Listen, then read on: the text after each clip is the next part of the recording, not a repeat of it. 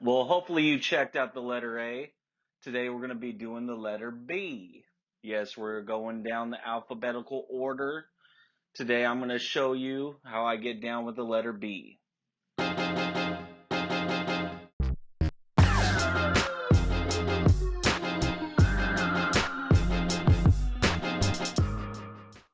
Well, hopefully you checked out the letter A. Today we're going to be doing the letter B. Yes, we're going down the alphabetical order. Today I'm going to show you how I get down with the letter B. Obviously you want to start out basic. I'm showing you little basic moves right here, trying to select what I'm going to work with. So I've selected this third one. I like kind of the form of it. We're going to go ahead and use that. Let's get rid of the other ones. As you can see, I'm kind of messing around with this marquee tool. It's not wanting to work with me. It's all good. We'll figure it out. We're getting it going. We're learning together. It is just not wanting to work with me. Okay, let's go ahead and get this started. Okay, now we finally got it in the middle of the page. It's a little bit different. It's all good. It's still the basic form of the B. So again, like before, I'm going to want to start blocking it out, kind of making it bigger to where I can work with the letter. Okay, starting to block it out a little bit, trying to figure how I want my B to look. And when you're doing this, it's kind of like, it's just like the A. I mean, you're following the basic pattern, but you're kind of giving it a little bit more flair. You're making a little bit more movement out of the letter. You want to make it look dynamic. You want to make it look creative. You don't want to make it look boring. So I'm just kind of messing around, I'm trying to see what I like, what looks good, what feels good.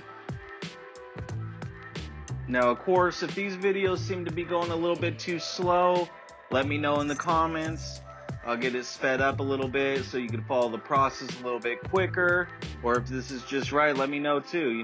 I'm trying to get it at a good pace so somebody can follow along, try to figure out what I'm doing, and trying to implement it on their own piece of paper, their own digital device, or however they want to go about it. Okay, so now I'm going to lower that opacity again. As you can see, it's a little bit lighter. I don't want to keep the bold until I know that's what I want to go with. Now, of course, if you're using Photoshop, you're just going to be moving layers around so that lighter layers are on the bottom, layers that you're keeping are on top, so that you're not getting it confused and mixing it all up. You want the ones that you want to keep moved to the top of your layers panel. Now I'm usually using the soft brush, the one that's got the little, it's got the tight little end on it, not so much the round, at least when I'm doing my outline and I'm doing my, detailing. I usually use the soft brush with the tips on it, just in case you were wondering if you wanted to follow along with the kind of stuff that I'm using. My personal opinion is just mess around with the brushes, find out what works for you, Most of the time, I'm not going to stick right to how my first basic lines are starting.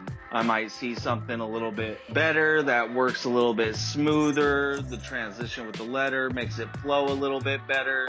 Now, if you're sketching in the sketchbook, this is what I like to do. Use a light Prismacolor pencil or something that's not going to be too dark, too grainy on the surface, so that way you can erase a lot. My personal opinion is you just do a bunch of lines, work it, and then off of those lines, you can then start putting in your hard line off of the lines that you like. And you'll find out that you can kind of get funky with it even off of the sketchy little lines that you have. You can end up finding a good path where it really makes your letter pop and really makes it flow. I'm having a little bit of difficulty on figuring out how I want this B to look. We'll get it down, we'll get it going. That's the other thing. don't be afraid to start off with a bad sketch or something that you may not like at first. If you work it, you'll end up making a good creation as long as you stick with it. You don't want to keep throwing away your drawings or starting over from scratch. It really builds your skill if you can just work it for a little bit and find out how to get a good result out of something that you may have felt didn't look so good. Okay, so I'm kind of fleshing it out a little bit more. I think I'm at a point now where I'm feeling it. We can work with this. So I think I'm going to start doing a little bit of 3D. I think I might go from below this time, make it look like it's coming from the bottom. So we'll go ahead and get that started a little bit. We'll go with that. Okay, let's get this 3D going right now. Now remember, if you're not using a computer, you don't got that Control Z. That's why it's good to start with really light strokes with your pencil. So you're not putting in anything that's too definitive, too dark, that's not going to erase well, or that's not going to be able to be covered up with, you know, a simple color if you're using, you know, markers or color pencils or something like that. Now, as you can see, the 3D, I'm doing it the same way. I picked my spot, I'm taking those edges and I'm bringing them down so that they're all coming from the same origin. And then after I'm done with that, I kind of use parallel lines to the letter so that the 3D is created and it's smooth across the board, across the whole letter. 3D doesn't look off, doesn't look like it's going from the right to the left to the top to the bottom. It's all coming from the same spot. I mean, now when I'm doing it, usually, I mean, I've been doing perspective not only with letters but with drawing in general, so I kind of have a visual dot in my mind when I'm doing it. But this is to show you how you can start understanding perspective and putting letters in perspective of how you want them to look. I think we're about ready to get down with some color now.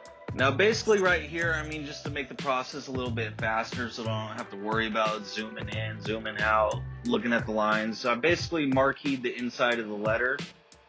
Well, actually, I didn't marquee it. I used the magic wand, put it on the inside of the letter, and now I'm able to just paint right inside without worrying about going over lines, nothing like that. Now, of course, I put this on its own layer, so even though it's inside that letter B, it's not on the outline layer. Well, as you'll notice, I really like using pastel colors. I think it looks really good. It makes the letters pop. Now again, I mean, this is where you get creative. Once you got your letter down, you can figure out what kind of colors you like to use, what kind of patterns you like to use.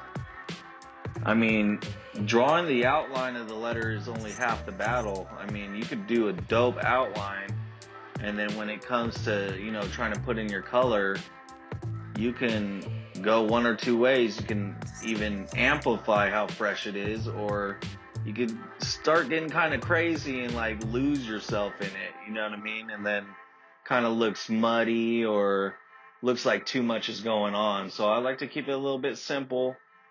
I like to try to just work those colors, you know? Your color picker is your friend for sure. You don't want to keep on searching for that same color. Basically, that's going to be your eye on your keypad. You're just going to put eye, hover over the color that you want. So when you're working with a bunch of different colors, you can just hit that eye real quick, select the color that you're using, and you go right back to it. It's very simple. Now, I'm not a Photoshop wizard for sure, but I know how to work myself around it a little bit. I know how to use it to do what I need it to do. I mean, I'm pretty sure you kids out there or you people out there are pretty savvy with digital media. So, I mean, you're probably a wizard at Photoshop and you can weasel your way through this whole program. But I make it work for what I need to do. Right, now that we got that base color down, we're going to go ahead and hit that 3D. I'm still using a colder palette. You know, I want to keep it kind of close to the same. I mean, sometimes I might hit it with a dramatic difference. It might be completely opposite side of the color wheel. But most of the time, and that's another thing. If you don't know the color wheel, you need to go ahead and Google that color wheel and just look at the plethora of different color wheels they have in there, and you can find a lot of cool color combinations and see, you know, how opposites attract and what kind of palette is like on a certain scale, warmer, colder, what's kind of in the middle, you know what I mean? So that's definitely a plus when you start looking up that type of stuff. It will help you dramatically on getting your colors down, and pick up a book about color theory and try to learn about stuff like that. That's always a big thing that will make your art progress in ways that you didn't think about before. So I got my 3D down. I'm using just a darker hue of the same color to kind of put in some details into that 3D. Start making that 3D pop too, you know? So it's starting to look pretty clean. Getting in the darks a little bit. Now that I got the darks laid out, I think I'm gonna hit it with a little bit more lighter lines, kind of bring out that 3D even more.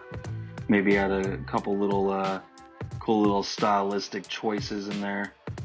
As you can see, I'm stroking that same lighter color, lighter hue back into it, and then it starts to come alive. You know, you start seeing a little bit more progression in that 3D, making it look a little bit cleaner, bringing some style to it. Now, like I said, if you're painting and you're trying to, you know, do stuff like this, when you're using good paint, that lighter color is going to go right over that darker color, no problem. It's just like painting canvas with a brush. I mean, you can work it and work it and work it with colors after colors, lighter colors, darker colors, until you find out what's working for you. And eventually, it's all going to come together. Like, don't give up, and just try to work through maybe mistakes that you feel that you have. And I know from experience that artists are the worst critics on themselves. So, you know, don't be too hard on yourself. Just work it through. Work through any kind of art that you have and see what the final product will look like. And I mean, at the end of the day, if it's really something you don't like, at least you learn something from it. And the next time you probably won't make that same mistake. As you can see, that 3D really changed. Now it's like its own piece of the artwork.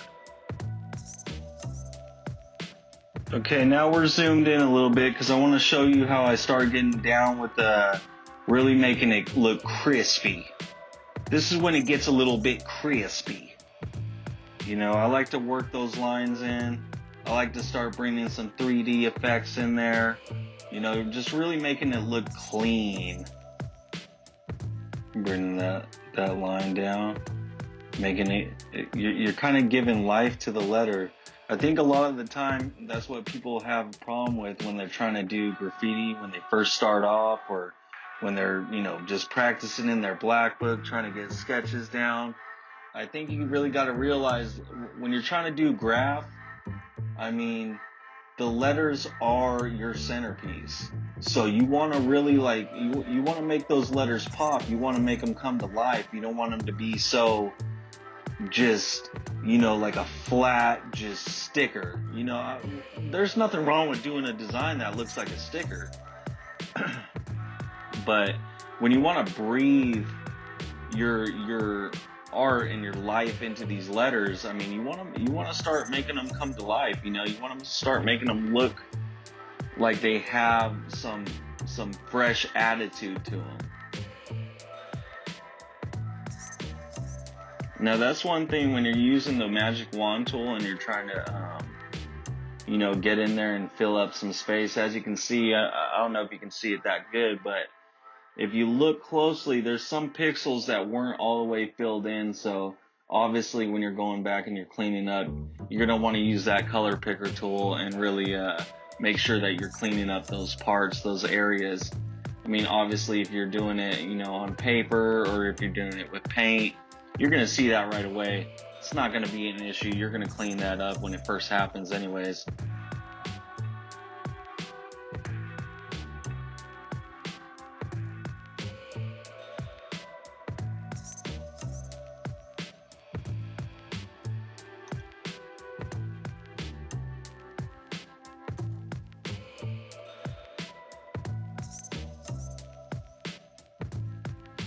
And start working the top of this B. As you can see, I'm using that lighter color a little bit. I'll start cleaning that up. Feeling like it needs a little bit more of a better look right there. Getting my light color. Now remember, I'm on the layer behind my bold black layer. You know, and you just keep on working it. You're doing whatever you want to do. You're creating right now. Nothing comes easy. No dope pieces, no dope characters, no dope scenes, nothing comes easy. It's all about practice and how much you want to put into it. Alright, let's get some background action going down. Now this is that part of the color wheel I was talking about. If you're looking at those cool purples and violets and magentas and stuff like that, you'll notice that greens and blues and stuff are, you know, part of that cooler color palette wheel. So I'm just working that background real quick. Now that layer is going to be all the way on the bottom so that it doesn't interfere with everything on top. It's the background. Now, of course, if you're painting this, the background, in my opinion, I would probably hit the background first. I hit all my color in the letter, all my background first, and then hit it with the blacks and the outlines and stuff like that when I like the finished product of how my letter color looks and my background palette looks.